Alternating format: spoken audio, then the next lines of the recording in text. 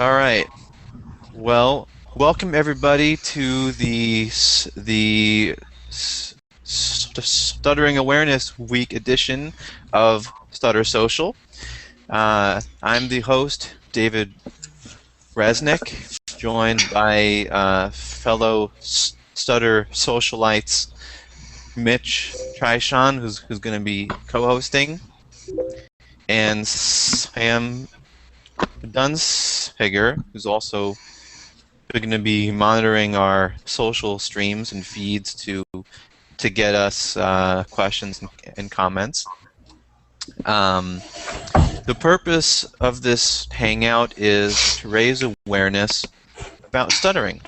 There are a lot of misconceptions out there because either people are misinformed or they're underinformed, and they just haven't ever spoken to somebody who stutters. So this is an opportunity for people who do stutter and who don't stutter alike to ask questions, to learn, share experiences and knowledge, and overall raise awareness about stuttering. So, buddy in here, do a real quick introduction. Just say your name, location, if you stutter, if you don't stutter, what your interest in stuttering is. I'll start off. David Resnick in Los Angeles, California. I've been stuttering since I was 3, and I became engaged in starting awareness and support in 2009, and I have a deep interest in raising awareness about stuttering, hence being here. So, Debbie, could you go next? Absolutely. Hello. Can you hear me? Yes. Hi, my name is Debbie Horovich, and I'm a social media strategist in Toronto, Ontario, Canada. I do not stutter, and I was invited into this hangout by Daniela Rossi, who I know in Toronto, in the social media community, and it's something that always interests me, is how we can talk about social differences between ourselves and raise awareness to issues like this. So I wanted to join in. So thank you for having me. Great. Thank you for being here. Dustin, would you go next? Yeah, Dave, no problem, dude. My name is Dustin Lincoln, 29 years old, originally from Dunkirk, Maryland. Currently living in Fort Myers, Florida. Stuttered since I was, I'd say, 10 years old. Done a bunch of therapy. Currently work for Homeland Security, and I've accepted my stutter, and it doesn't hold me back anymore. Awesome. Pam, could you go next? Sure. It's good seeing everybody. My name is Pam Mertz. I am from Albany, New York, which is upstate of New York City. I stutter, and I have been actively engaged in the stuttering community since about 2006. Great. Thanks. Yeah, Pam also has a great podcast about stuttering that you can plug later. Sam, would you go next? Sure. Hi, everybody. I'm Sam. I'm one of the Stutter Social hosts. I'm 25, from Toronto, Canada, and I've been stuttering since I was about 3 or 4 years old, so I'm really good at it. And since a few years ago, I've started opening up a lot more about my stuttering and meeting so many cool other people who stutter from around the world. And since then, I really can't get enough of it, which is why I'm here. Great, thanks. Mitch, would you go? Sure. My name is Mitch Trishan. I teach over at St. John's University. My area of research is the role that self-help plays in helping to manage stuttering. Also a co-founder of Stutter Social. And I'm going to be shifting gears and going to be doing more clinical work, which I'm really excited about, and excited about this podcast. Cool. And Vishal, could you introduce yourself? Yeah, sure. Yeah, my name is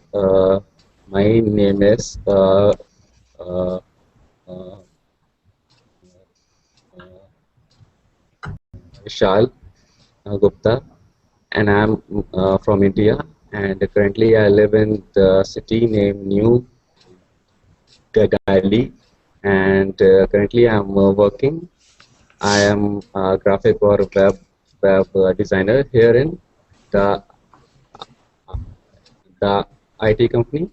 And actually, I am running Indian Hangout group conversation since 1 year. And apart from that, I really like to talk with PWS and to spread awareness about this stammering.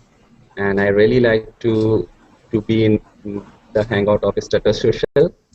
And actually, I like to sing song, and I like to cook foods and dishes, Chinese and Indian. And this is all about my brief introduction. All right. Thank you, Vishal. So I want to start off the talk attempting to answer the question, what is stuttering? It's a big question, and there isn't a definitive answer. You know, you can, depending on who you ask, you're going to get a bit of a different answer. So I want to ask the people in this hangout, what do you think stuttering is? Whoever wants to take it first, you can go for it. I can go first if you don't mind. Yeah. I'll jump right in there. As I said before, my name is Dustin Lincoln. When I first thought of stuttering, I had no idea what it was. I knew it was a inability for me to speak. It changed me. It formed me into the person I am today. Once I accepted my stutter, I consider it now a gift because it makes me more compassionate. It makes me more down to earth.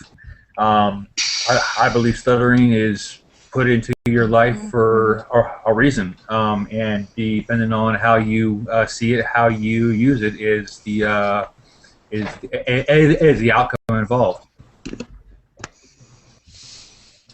Interesting answer. Kind of approaching it from a very personal standpoint about what it is for you. Yeah. Thank you. Anybody else have an answer to that question? What is stuttering?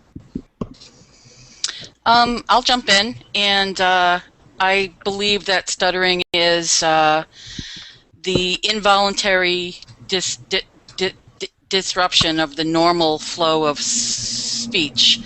In my case, stuttering manifests itself in several different ways. Typically, I repeat sounds or whole words. Sometimes I do prolongations, and other times I block. I believe that the definition of blocking is when you go to say something and the word just doesn't come out. So I think that stuttering again is a stoppage of what we consider to be normal speech, and it's definitely involuntary. And I think it's important to note that because it's not our fault. And I think that's one of the myths that people struggle with. It's definitely not something that we're to blame for. It's just the way that we speak. It's a different form of communication. That's an excellent answer too. Bridging into some of the myths about stuttering, but we'll actually spend a bit more time devoted to that question in a little bit. But there definitely are a lot of myths about stuttering. I'm curious to hear a non-stutterer's opinion of what stuttering is, if you wouldn't mind being on the spot, Debbie. Sure. Well, I wouldn't have joined the hangout if I wasn't okay with occasionally being put on the spot. But it's interesting because I was thinking about the times in my life when I've had social interactions or professional encounters with PWS, which is a new acronym for me tonight. I remember when I was a teenager, I had my GP was a stutterer.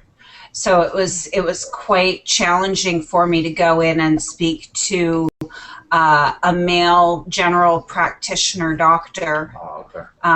In the Canadian healthcare system, you don't really get to choose your doctor. You just have to go to a public doctor for your free healthcare, which is great. But and not that I had a problem with him stuttering, but it was almost embarrassing to have to go in as a teenage girl for things that teenage girls have to go see their doctors for, and at the same time having embarrassment about what I was going to see him for, at the same time having to deal with not knowing how do I respond when he's really struggling to get out a word and I'm in a rush or I'm embarrassed and I want to get out of the doctor's office. So it was really interesting to me. But at the same time, I think maybe I've only met 2 or 3 people who stutter face to face in my life, and so I really don't have a lot of awareness around it. For I don't know what it is. I don't know what it is. What I presume it's, of course, not something that you could blame a person for, because when I think about it, I think who would choose to be challenged in their communication or their connections with people. But I don't know what causes it either. So it seems very random to me. So I'm sorry, I don't actually have an answer for your question. Well, I appreciate the context and the expression that that you don't really know. In fact, that's a big part of why we're speaking to it now. So, right. Thank you. How about an international opinion about what stuttering is? You know, oftentimes conditions or ideas or things are perceived differently in different cultures. So I'd like to hear Vishal's opinion on what stuttering is? Okay, I mean, according to me, stuttering is something which make your uh, fluency. I mean, uh, locked. When you speak, you you have a lot of repeating sounds and repeating syllables, and it makes your your speech uh, with actually disfluency. But actually, one thing I want to add, which I have learned in my recent workshop. You all know, fluency fluency has two types. One is fluent, another is disfluent. But I think we all PWS are not. We all PWS are are not fluent or not disfluent. We are actually transfluent. Transfluent. This is the way to to uh, to, to introduce your your stuttering. We are actually transfluent. That's really funny. I like that a lot. Can y'all define transfluent for me? Because I'm not picking up the association. We are the definition of transfluent, Dustin. Okay. Yeah. Jurassic Park movie where went right over my head. Yeah.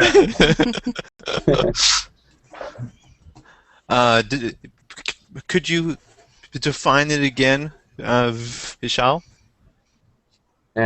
Yeah, actually, you can say recently I have attended one uh, uh, one workshop here in my country, India, regarding regarding this this is stuttering, and where I have heard about this thing. And actually, transfluent is the thing which you can explain your fluency uh, in a in a different mannerism, which we have right now. We are not fluent and not disfluent. We are transfluent. This is Oh, okay, okay. Now I get it. All right, all right, all right, all right. All right. I guess maybe if you're truly disfluent, you're not able to even speak really. So that would make us, yeah, transfluent. I'll take it. And what about from an academic perspective, Mitch? If you would speak to that a little bit.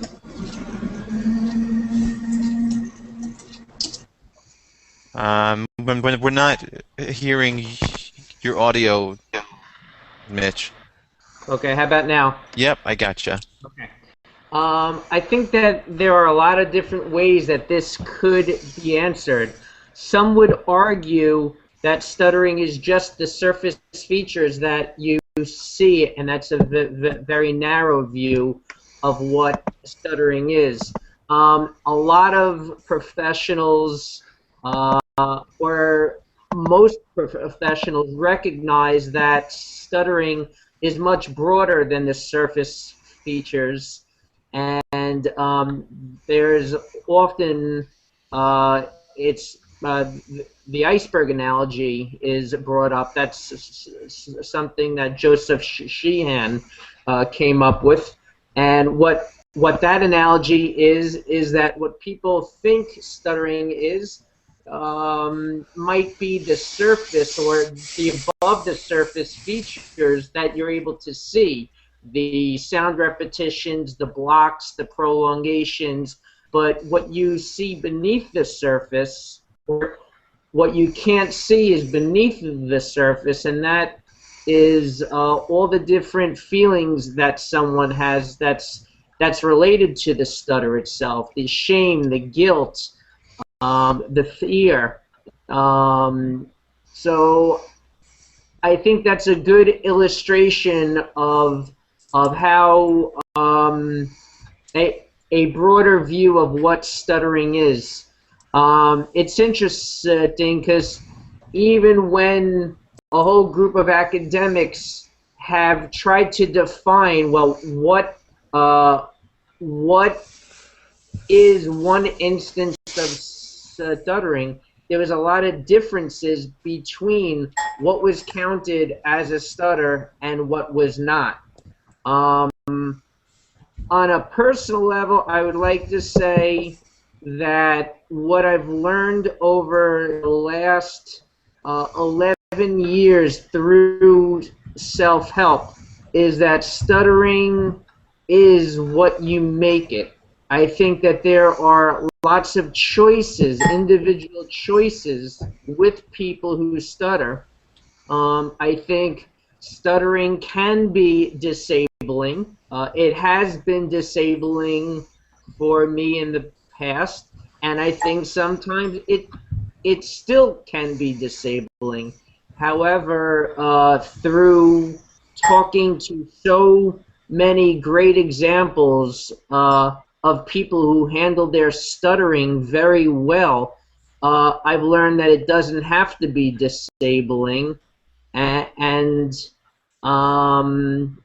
I've seen people with severe stutters be great communicators, and I think that it's important to realize that.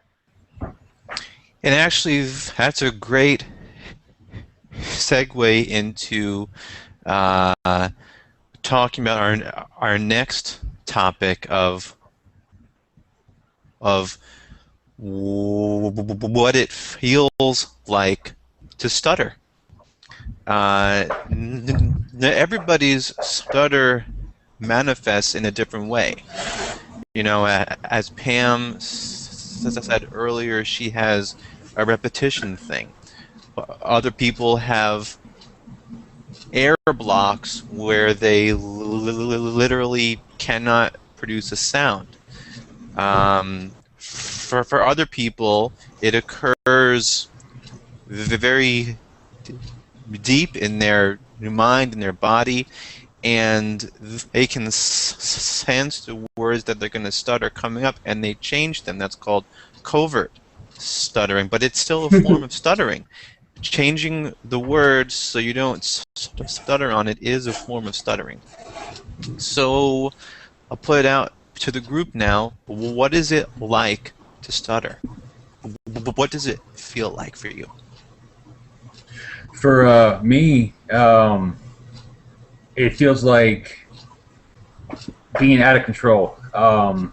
For me, I'm trying to say one word and I'll subconsciously say another word, or my words will come out as a mesh, and people around me will give me the look of, what did you just say? And I'll have to repeat it. And the second time I repeat it, it comes out fluently. So it's kind of interesting.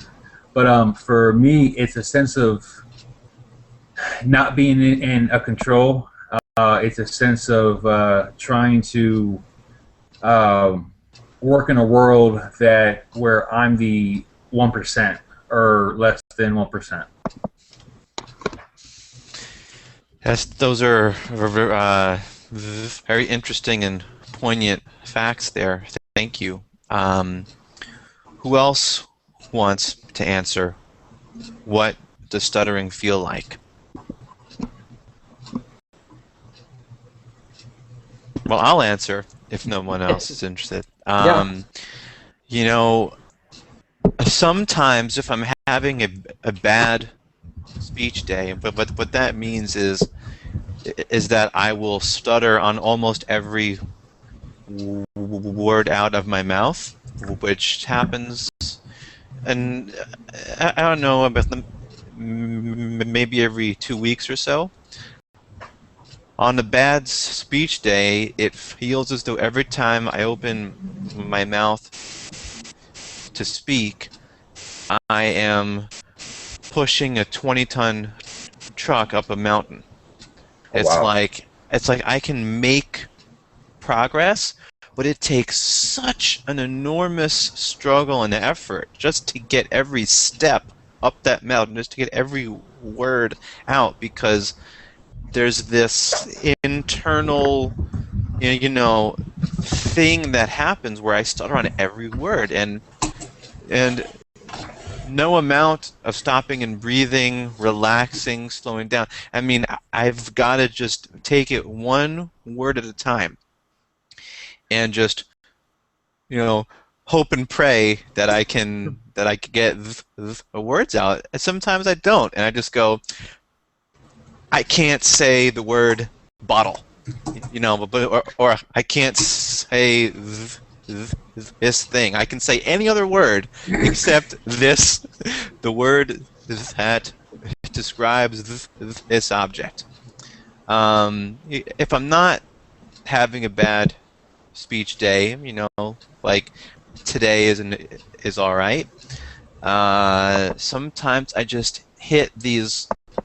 It's as though there's a disconnect between the mechanism that is formulating speech and thoughts and the mechanism that gets the word out. It's like I know how to make a sound and get it out, but it's as though somebody puts a cement wall in there and it disconnects them, and I've got to sort of pull that wall down every time it comes up. So it's not as much of a struggle as pushing a truck up a mountain, but it's still when it comes up, it's still a big effort, and it takes a lot of mental energy. Stuttering it can be exhausting a little bit. It's physical energy, it's mental energy. It takes focus off of communicating, and that is why, as Mitch said, people who stutter have to become really great communicators, and we do that because we have to communicate effectively in fewer words. And so actually I think that being a person who stutters makes us great communicators in a way. So how about a woman's perspective on this? Pam, if you wouldn't mind jumping in on what it feels like to stutter.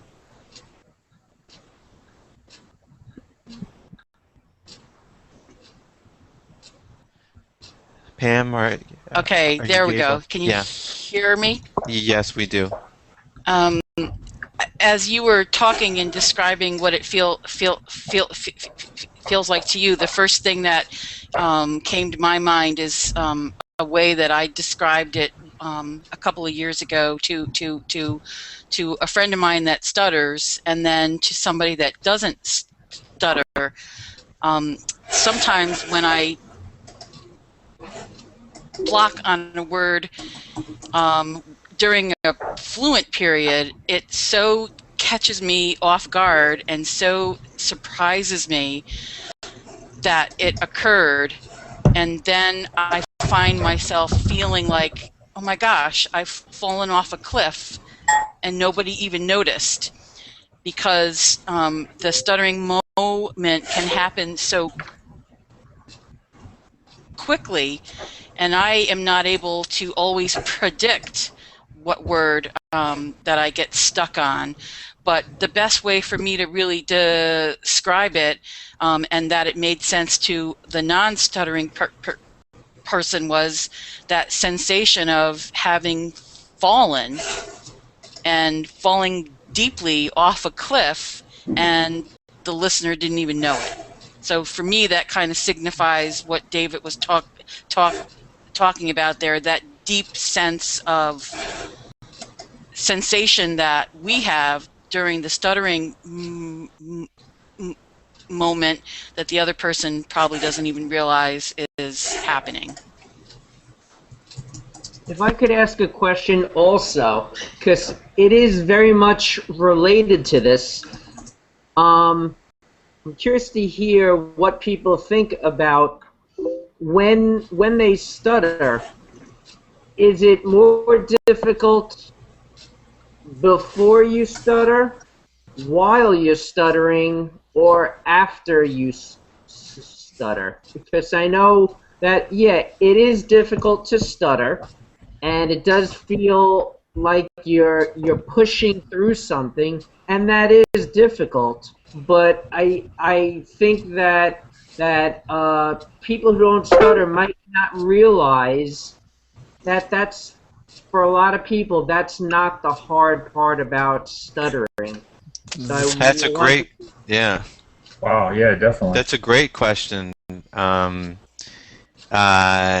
There is definitely a lot of anxiety that happens before I even open my mouth to speak, because I know, like, every time I'm going to talk, this is going to be a struggle. This is going to be a challenge.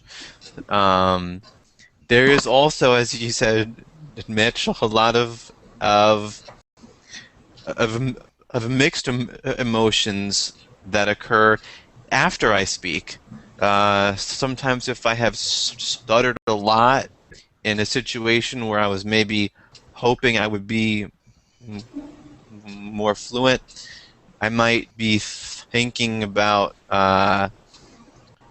you know, what are other people thinking of me?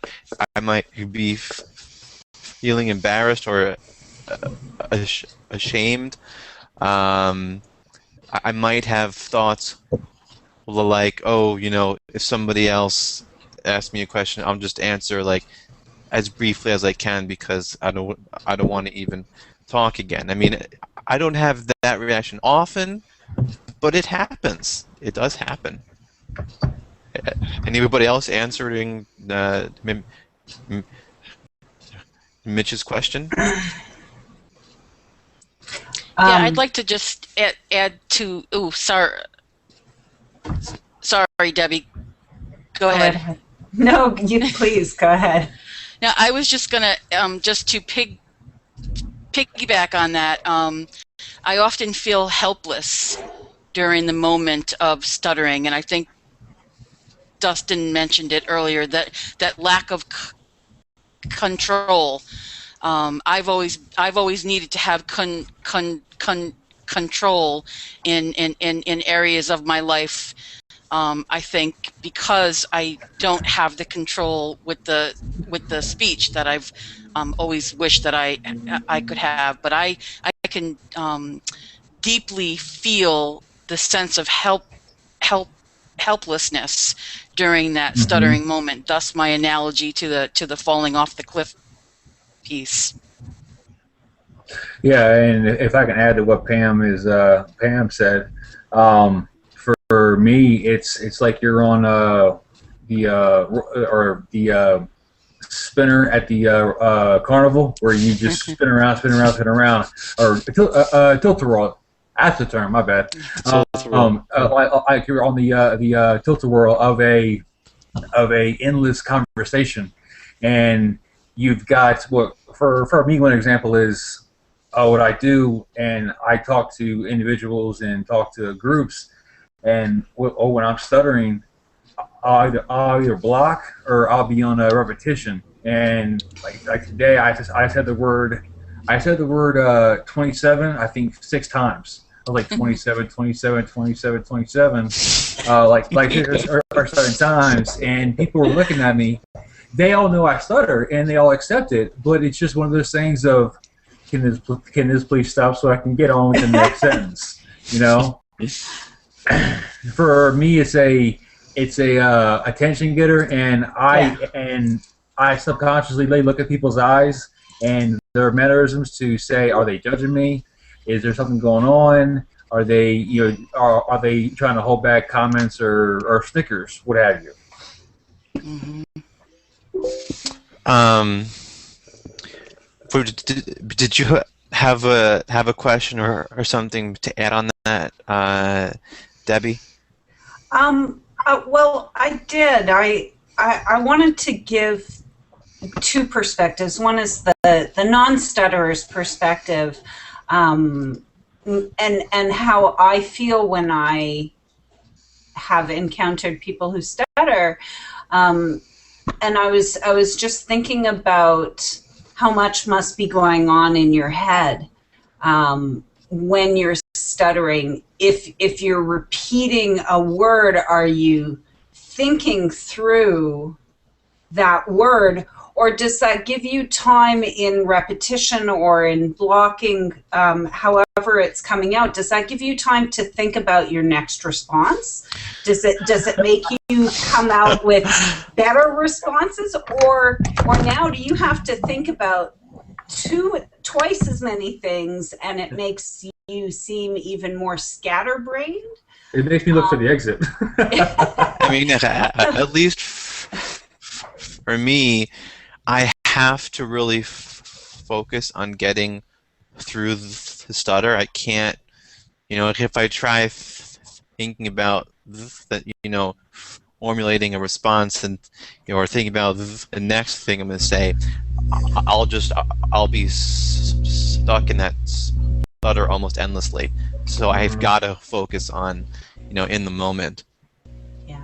So how about it really does take a lot of your attention, but I at the same time wanted to just present the sensation, I think, for me, the compassion that I have for the situation with people who stutter is that I've had some experiences where I did not want to go out of the house. I did not want to see people or have to face people in social situations because I felt like I knew that they would be judging me by seeing me.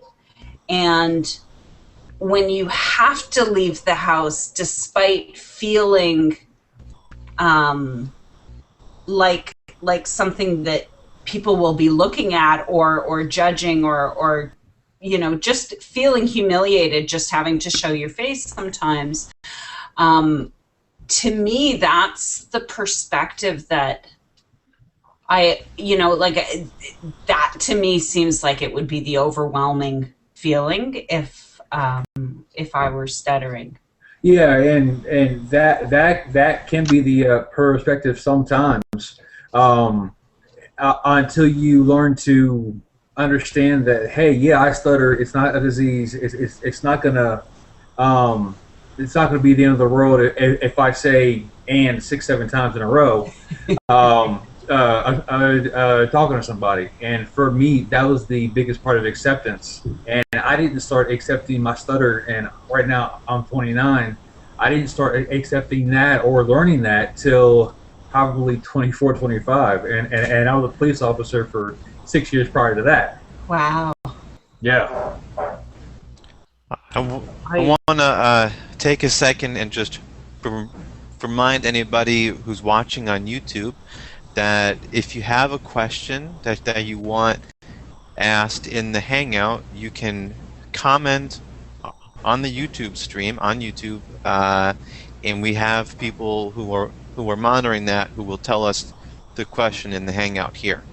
So again, anybody who's watching on YouTube, if you have a question, you can put it in the comment on the YouTube stream, and we'll ask it in the Hangout. Hey, Dave, are there any other social media aspects being monitored, like Twitter or? Yeah, I don't know any other ones.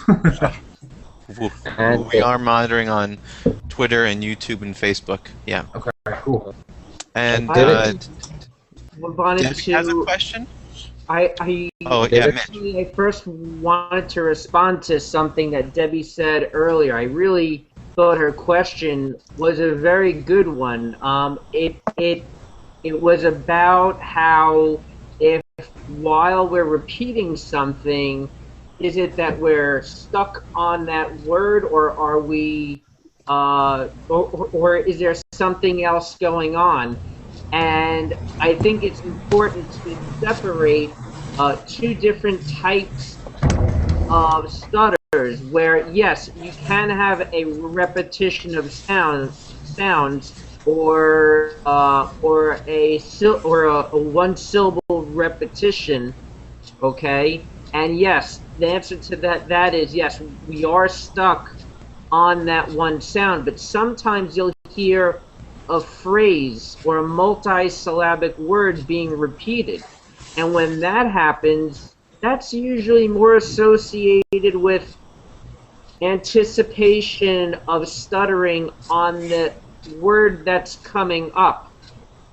So like, I struggle to say my name sometimes. So you might hear something like, my name is Mitch. And my name I is. thought he was going to say Slim Shady, but you know.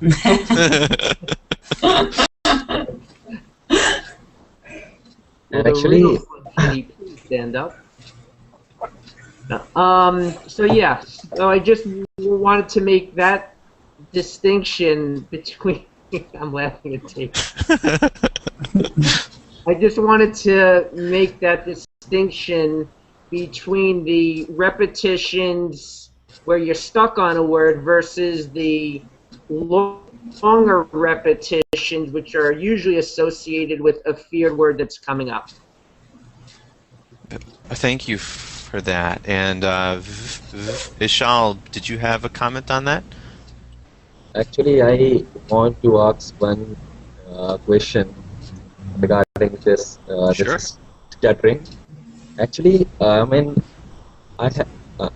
because because I observe in myself whenever I talk to any fluent man and fluent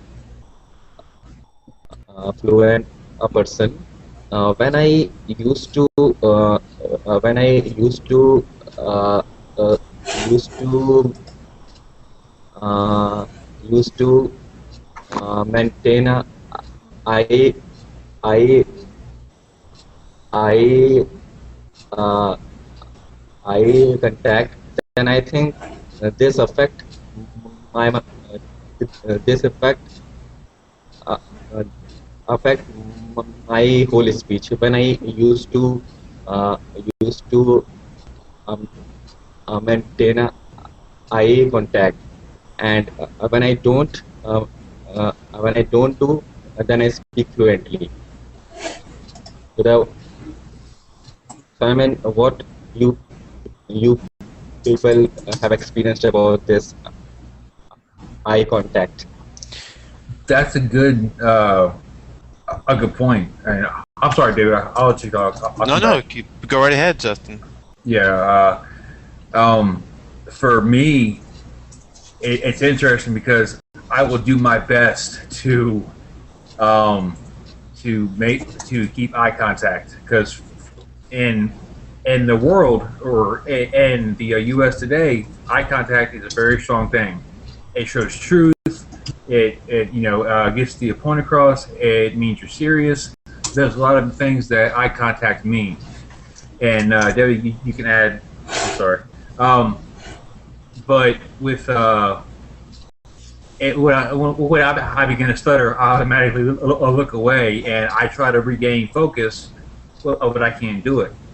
On the other hand, when one of my brothers or sisters stutters, I have a hard time looking them in the eye because I know what they're going through. It's weird. I actually have a comment on this. For me personally, eye contact is something that I often struggle with a lot, especially when I get into a block. I just feel the need to look away from the person, and I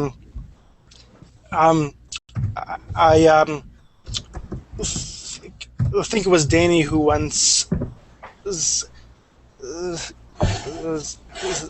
said recently that eye contact really is a sign of like intimacy between you and the person you're Yeah. talking to. Like it really helps develop a rapport with them and shows that you care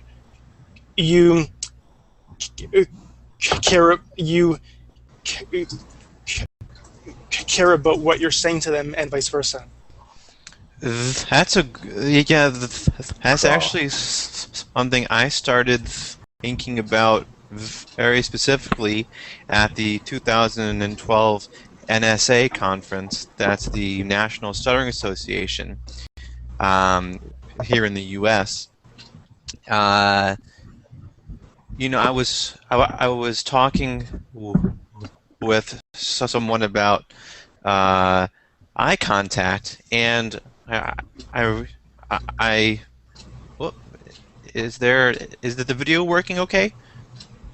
Yeah. Okay, great. For a moment it blipped on my screen. So I was talking about eye contact, and I realized how very intimate it is to be speaking to someone and looking them in the eye and stuttering. It's like you just have this silence almost, you know? It's like you're talking, it's a normal conversation, and all of a sudden, right? So you're just holding this space with a person, and it's Wow. incredibly intimate. It's very, you know, and it can be so hard to maintain that intimacy that you look away because it's a little bit awkward, you know, or it can be awkward. And I was thinking about developing a workshop called the intimacy of stuttering, and exploring how to keep that eye contact, you know, through being comfortable in the interpersonal intimacy. It's not, you know, a romantic intimacy, but it's a communication intimacy. If I could Is there a add to that difference? also. Yes, there is a difference. Well, I didn't mean it in that context, but it's dealing with A, feelings, and B, that form of connection. Not getting into the other stuff, but into the connection between you and that person. You know, it's like your best friend or boss or whatever else. There's some form of a connection. Yeah. That's why I asked. Yeah, I think it's also important just to look at how you can feel connected to people in general. Most of us, myself included, and I'm not a stutterer, I very often struggle with feeling disconnected from society or from my family, or people don't understand me. And so it makes it difficult for me to have the confidence always to want to express myself, or to stand up for my ideas. And the same thing with, if you can hold someone's eye contact as you're struggling through anything that comes up in your communication that makes you struggle, if you can hold the eye contact, I think that gives you that connection to that person, especially if they have patience for it. Oh, That's a great point. Yeah, Mitch, what was that? No, they actually talked about this topic. We recently had a friends and family night at our stuttering support group just a week and a half ago, and one of the topics that was brought up was why is it that people who stutter look away from who they're talking to, and why is it that the listeners look away also? And I think the obvious answer to why a person who stutters looks away is that because they're embarrassed. But one of the things that should be understood is sometimes it's not about the embarrassment, it's more about the concern for their listener, and they're sparing them, or they're taking their feelings into consideration, and they're looking away. The reason why the listener may look away, yeah, they might not be educated about stuttering, or they might feel uncomfortable. But there's another side that's, well, they're having a moment and they might want privacy, and they Yes. look away to give the privacy. And I think that's very important for a person who stutters to realize that that might be why the loss of eye contact. It's almost I've heard stuttering described as kind of a feeling of being naked in front of someone. Mhm. And Okay. the other person is kind of giving them their privacy while that happens. Yeah. That's very interesting, Mitch. That Nice. is. Wow. You should, if Danny is watching on YouTube, you should post that as a quote on our Twitter feed. It's really good. Yeah. It's really good. It's a long quote. And Not the whole story. And then trademark it. Yeah. I can really yeah. see looking away as an opportunity to regain your focus, and so maybe get over whatever is triggering or causing the stuttering. I want to move along to the next question I've got here, because I think it's another big one, and that is, what are the most prevalent myths and misconceptions about stuttering? And we can bring them up and then also speak to them. So who in the hangout here has a myth or a misconception about stuttering? Or who thinks, I'm going to rephrase that. Okay. Well, not who here has it, but what do we see in the mainstream public that are myths and misconceptions about stuttering?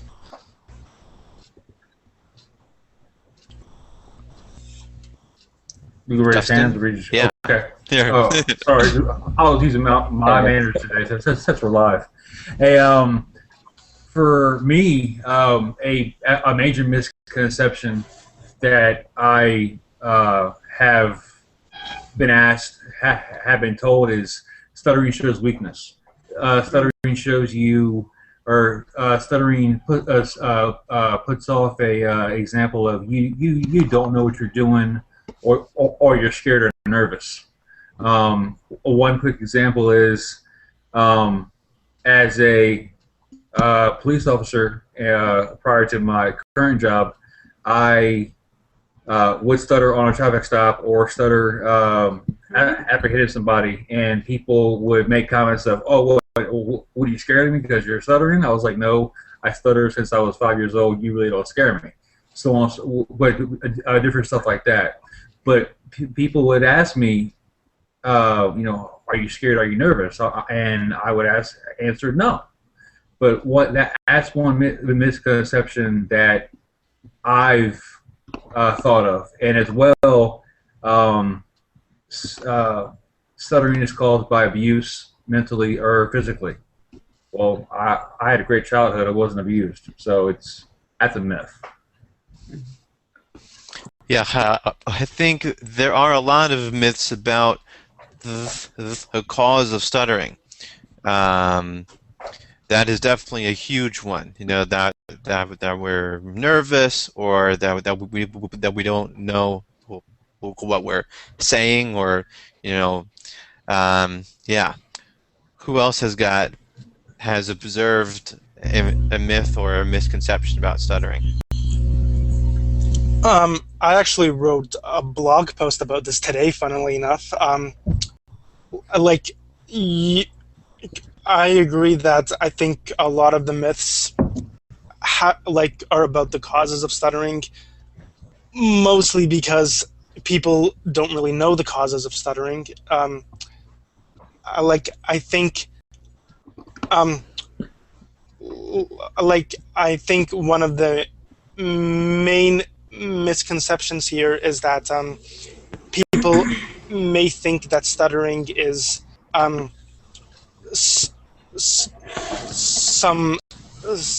some sort of psychological disorder when it isn't. Like, all, although like although it's still unclear what what the underlying causes of stuttering are. Um, there has been a lot of research that um, that it's that it's caused by something neurological. So there there isn't anything psychological or mental about the causes of stuttering. It seems to be physiological. Yeah, Sam, what do you mean?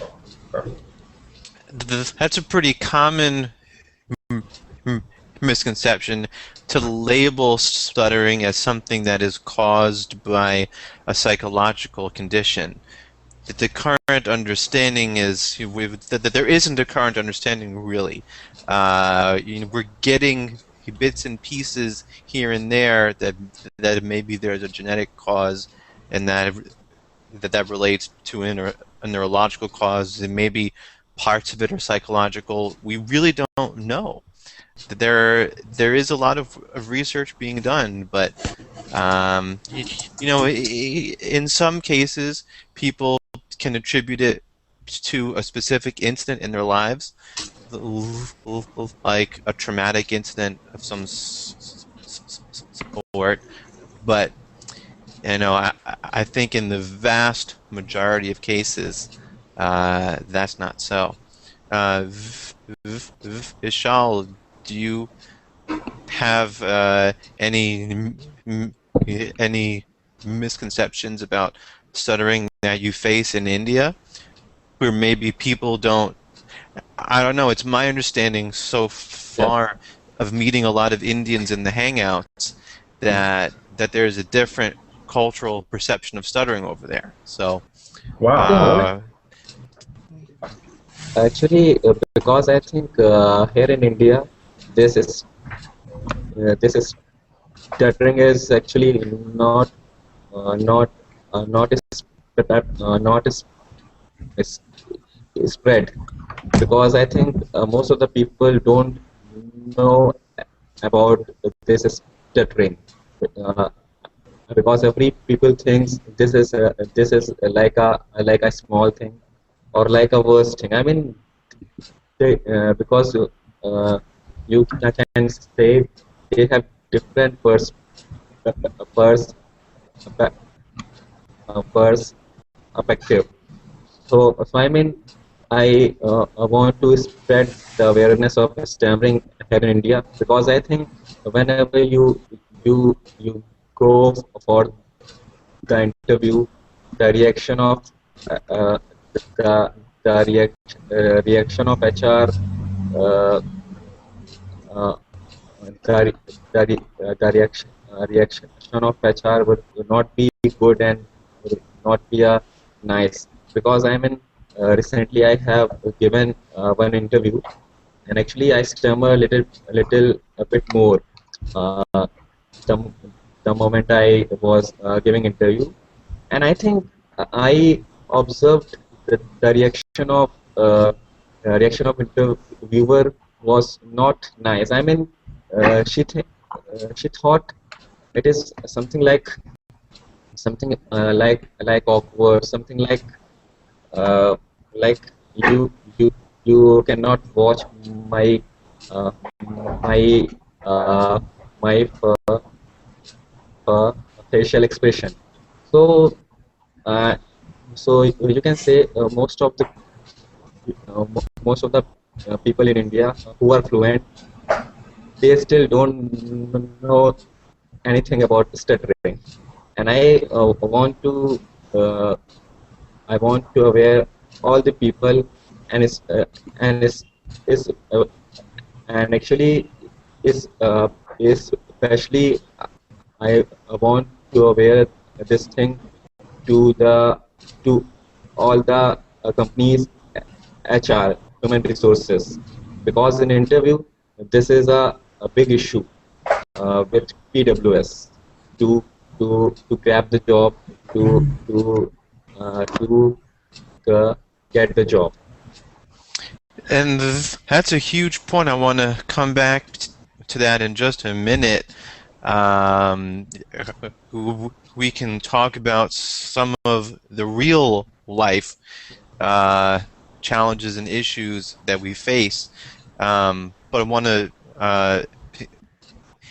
hand it off to Mitch for a minute, who's got some good myths about stuttering to share. Another topic of discussion at our last group was actually on the myths, and the Stuttering Foundation website has Could you say the URL on air here so people can visit it? Sure. Well, I'm actually trying to pull it up. I thought I had it up. It's, if you Google It's stutteringhelp.org. That's right. www.stutteringhelp.org. That's for the Stuttering Foundation of America. And also for those who are interested, if you go to westutter.org, westutter.org, that's the National Stuttering Association. Both sides have a lot of information about stuttering. You should actually go and give all of them. There are a few more really helpful websites we should probably say at the Sure. later on, but related to the myths, if you go under resources and then brochures, there's an area that has the myths. I thought that I had pulled it up here, but if you guys can see, if you go to resources and then brochures, and then under brochures, there is one on myths, which is down over here. I previously pulled it up, but 5 myths about stuttering. Are you guys able to see the screen share? Yep, we see it. Hello? Yes. Yep. Yes? Okay. Yes. So in this screen share that I have, there's our friend King George here. Some of the other myths are people who stutter are not smart. I have this, I think it is a problem, and at the same time I've used it as a motivator. When I see someone, or I believe someone is judging me after they hear a stutter, it's almost like I feel like I have something to prove and show them that I am smart, and that they shouldn't judge me based on how I sound.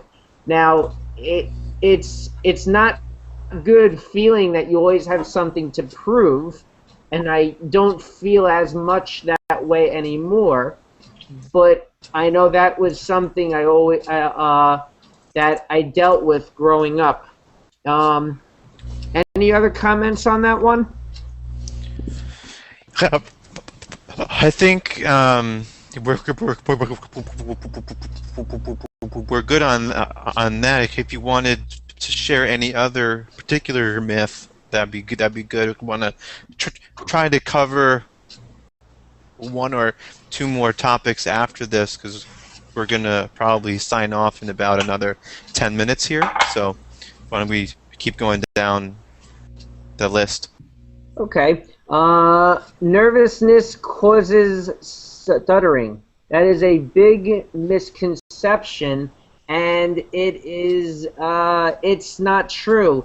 The research on that shows that stuttering may cause someone to be nervous, but not the other way around. Nervousness is not the cause of it. Yes, if someone is nervous, it might cause them to stutter more, but it's not the foundation of why someone stutters. Stuttering can be caught through imitation or by hearing another person stutter. It's No not comment. contagious. Okay. They're not all good myths. They're not all Excellent. smart myths. Well, Careful, and, Debbie. and on that note, real fast, I've noticed some of my coworkers, they'll, like, if we're in a conversation and we're constantly hanging out, they have a tendency to stutter on a couple of words, and it's interesting for me. That's all. Okay. It helps to tell a person to take a deep breath before talking, or think about what you want to say first. Yeah, every time a Wow. person has said that to me, I want to just, slap them a little bit and say, that does not help. Thank you. It sounds really offensive to me. But almost embarrassingly, I have to admit that when I was interacting with my GP when I was a teenager, my initial response to his stuttering was to fill in the word for him. And I was thinking about why I came to that, because I don't know if that's a normal thing for people to do if someone is stuttering, to try and fill in the word for them, like to help them along in the conversation. And I realized I think that might have been because when I was a teenager, I was growing up as an English teenager in French Quebec. And so I was also trying to learn and navigate through a different language culture. And so when you're learning a new language, it's very common when you're talking to someone who's struggling with a new language to help them fill in the word that they're struggling for. Absolutely. Do you find that as a stutterer that people will jump in and fill in the word for you? And does it offend you? I hope not. Well, it's not offensive because in most cases it's not coming from a malicious place, but definitely something to know for anybody who's listening, who stutters or not. Please allow us to finish our sentences and to get our words out as long as it takes. It really, it's not offensive, but it does hurt a little bit to have someone else finish our sentences, and it really helps us in our flow and our confidence as communicators to take care of our own business. Pam, did you have a comment on that? Yeah, I just wanted to add in there that sometimes I feel that it's kind of presumptuous on somebody's part to want to try to fill in the word or finish the sentence, because it could be wrong.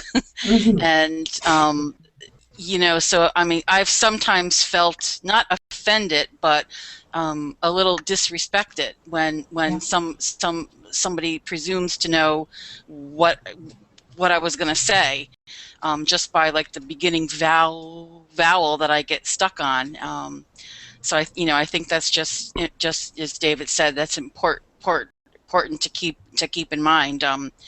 Sometimes you're just wrong with what you tried to do. So. I will point out, because I have had this happen a lot to me, that even if someone does finish up what you want to say, a way to relay that you don't want them to do that is to either let them know, or by saying what you want to say anyway. Eventually, they should get the point that even if you say it, I'm still going to say it anyway, so that the person who's speaking still feels empowered to say what they were going to say. I do think it is important, even with this, how people do say, take a deep breath before talking and think about what you want to say. I don't think it's coming from a bad place when someone says that.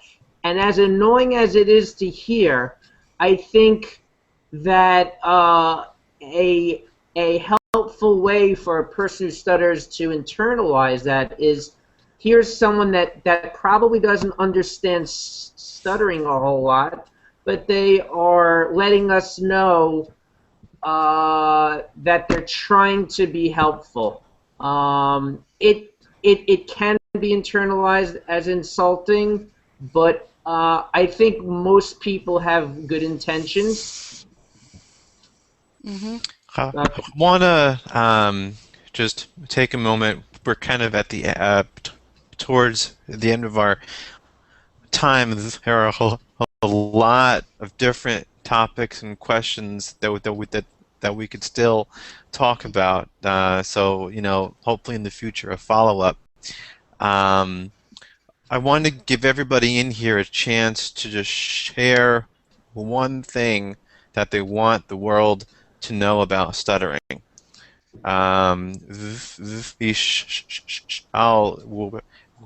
Would you go first?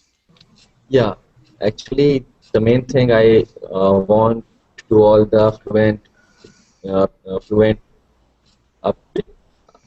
uh, fluent people in our country and all the countries. I think, please, everyone treat this is that. Please, everyone treat this is stuttering as like fluent man. I mean, just treat PWS as like fluent people. Don't uh, don't think that PWS are different and disfluent. Yeah. Great, thank you. Mitch, could you share next? Yeah, to people who stutter, I would say that how important self-acceptance is, and by accepting stuttering, that doesn't mean that you're waving a white flag and giving up on trying to be fluent or try to stutter with less struggle. It's really important that self-acceptance sets a really good foundation, so that when you do have a stutter, that it's not going to start this downward spiral thinking that someone just found out your secret. And that all starts with that self-acceptance and being okay with those moments of stuttering. Great, thank you. Sam, could you share next? Just to sort of tie in what everybody said, like the main thing I want to share about stuttering is that it's not a weakness. It's not a mental or psychological disorder. For me, it's just a quirk. It's something I just happen to do. Some of the best people I know stutter, and they go on with life knowing that they stutter, and they live their life really well despite it. I know lawyers who stutter, actors who stutter, and they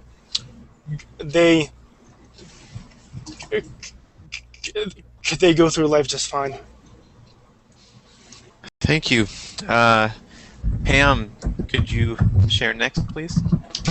Yeah, I think it's important for people to realize that you can reframe stuttering and make it an asset and make it a strength.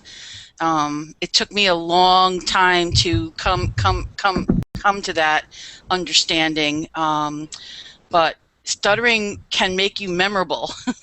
And people know who I am where I work because I'm the one that stutters, and for a long time that was not how I want it to be, you know, perceived as. But now I can look at that like, God, you know, they know who I am. You know, they're going to remember who I am, and that can be a real strength in today's world. Thank you for that. Dustin, would you go next? Sure. And I'm going to add to what Pam said. People, remember the good things, whether stuttering is considered good or bad. But this is not a disease. This is not a death sentence. You can go out there and do whatever you want. We're all cases of that, or results of that. When I was a kid, yes, it held me back. But as I got older, as I learned, hey, this is not the end of the world, I got over it. And don't let it stop you. Great. And we're not stopping yet because Debbie is going to share next for her non-stuttering opinion of what the world should know about stuttering. Mm-hmm. Yeah, it's an interesting position to be in, but I think what I take away from the discussion tonight, and what I think I would hope other non-stutterers that might benefit them would be that. Especially if they have the sense that they want to, say, take a deep breath or think about what you want to say before you say it, that they should take that advice themselves. If you encounter a stutterer, take a deep breath and let them finish their sentence, and really listen before you think about what you're going to say. Really listen to what they're saying and just take a deep breath and give them a chance to get it out. Mm-hmm. Thank you. That was great. I guess I'll just add my quick note about it in closing, and that is, if you are a person who stutters, if you're not, keep compassion in your heart. Compassion for yourself and for others. That will help all of us, be free to be you and me. Great show. That was good. But it's true too. So I want to thank everybody in the panel, in the hangout here tonight. It was a very lively, engaging discussion. It could probably go on another 3 hours. Thank you, everyone who's listening or who's going to watch on YouTube. We appreciate that you care about stuttering, and have a great Stuttering Awareness Week. Hey, Dave. David? We're Yes. going to have the websites. Yeah. Check us out at stuttersocial.com. We are a virtual support group hosting online meetings every week. There's a calendar on the website. That's stuttersocial.com. We mentioned stutteringhelp.org. That's the Stuttering Foundation of America. There's the National Stuttering Association. We stutter.org. David? Any others, Mitch or Yeah, Vishal? the Friends, the National Association of Young People Who Stutter, which is at www.friendswhostutter.org. The Stuttering homepage, which if you enter that on Google, that has a lot of useful resources also. Was someone else trying to say something? Vishal? Yes. Actually, I want to share my my song on Stuttering because recently I have created one song on Stuttering, Well, and I want to share here now. This is actually one line of my song, two lines. okay. Yes. Okay. Sing a line. Okay. Then listen my song, and I hope you will feel good. Okay. I love, I stammer, I stammer, I stammer, I love. I stammer, I stammer, I stammer. I know there's no cure to free from the stammer, but I understand my words become right and comfort me. I'm too speak, I'm too speak. I love. I stammer, I stammer, I stammer. This is All this right. actually Great. one line. Yeah. Nice one, man. And Real nice. Dan, I also forgot to mention the Canadian Stuttering Association at stutter.ca.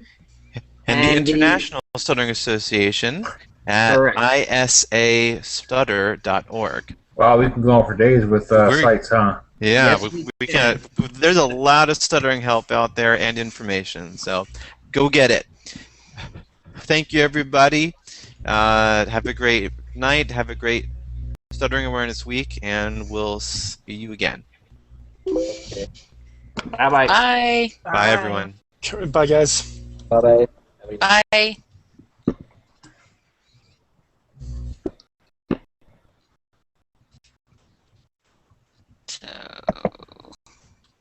So. So we're clear.